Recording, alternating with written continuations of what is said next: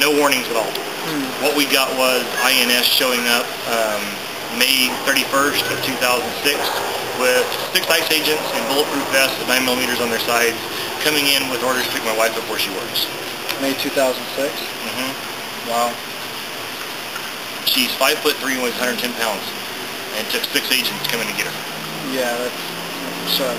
Yeah, in full gear. It's very unfortunate.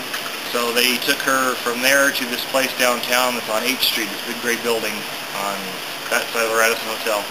Okay. They told me, gave me the address, told me I could come down with my identification, and I'd be able to talk to her for like half an hour. I got there. I barely got 10 minutes of conversation with her before they ushered her away from the little window where you're speaking through the speaker grill. We hardly hear each other because there's so much noise going on. And I stood outside and waited for someone to buzz me and let me in for over an hour in May in heat here. Got inside, stood there for another hour before I got to see her. Got maybe 10 minutes with her, 15 tops. That was the end of our conversation.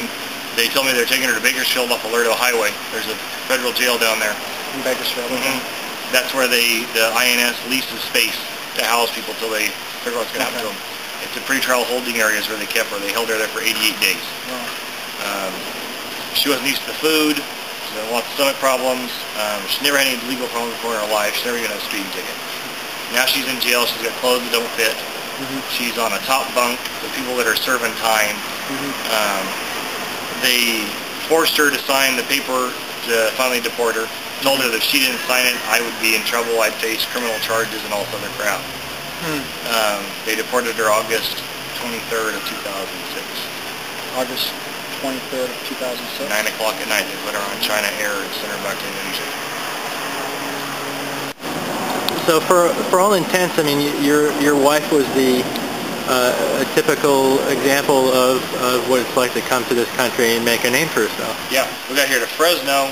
I convinced her to go in and apply at Bullard & Blackstone Arco when they were looking for a cashier. She went in, got hired.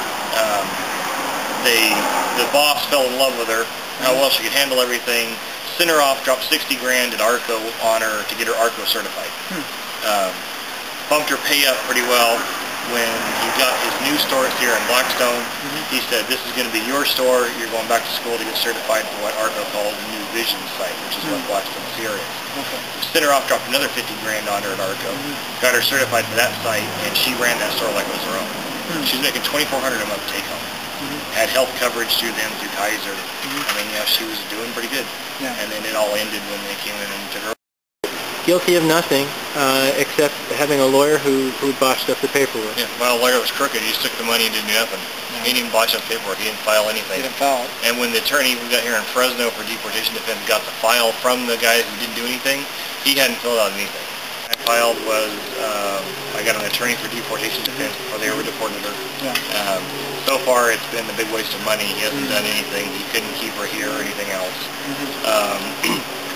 I filed forget exactly what you call it. I filed a deal against the Bar Association against the lawyer that screwed us for misrepresentation and for not following through with what he's paid for.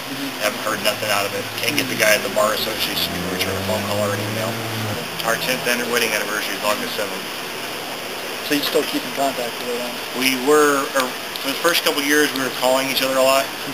It got to the point where the connection's so bad overseas, we were losing more time off the phone cards than we were talking to people with a bad connection. I'd call her, she couldn't hear me. You know, I could hear her, she couldn't hear me. Vice versa, she'd call me, then she couldn't, I wouldn't be able to hear her or whatever. We were just back and forth. Now we use Yahoo Instant Messenger, right?